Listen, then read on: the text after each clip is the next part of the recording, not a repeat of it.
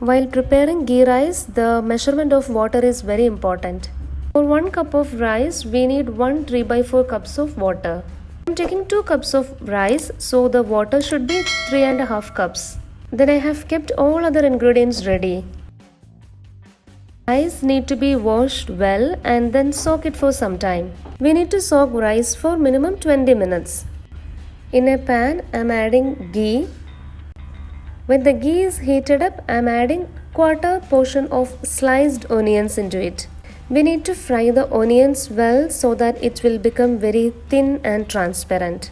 And make sure that the color will not change to brown, because if the color is changing, then this will go to our rice as well.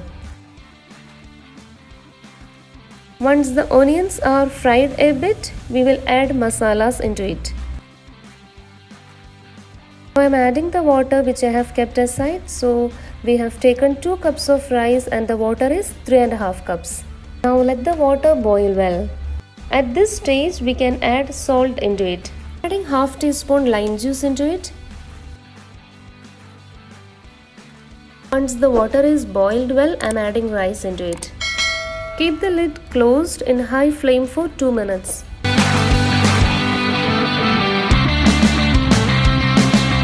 After 2 minutes, I am removing the lid and going to stir a bit. Keep the flame to sim mode for 5 minutes.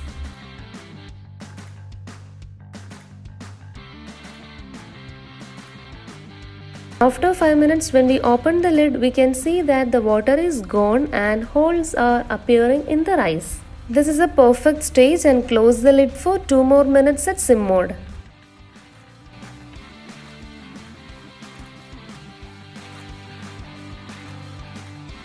So final 2 minutes is also over and our ghee rice is ready. Switch off the flame and keep the rice in that way for some time. Now we are going to fry onions to garnish ghee rice.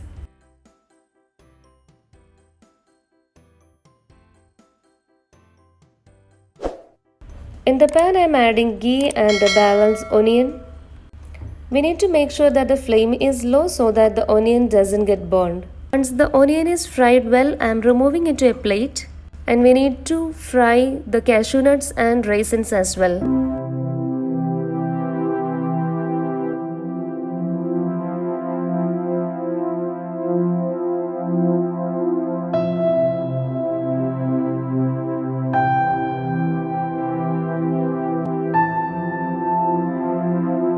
Since it's lunchtime, I am transferring the ghee rice to a serving dish. You can follow these simple steps to make a perfect ghee rice. With the fried onions, cashew nuts and raisins, we can garnish the rice.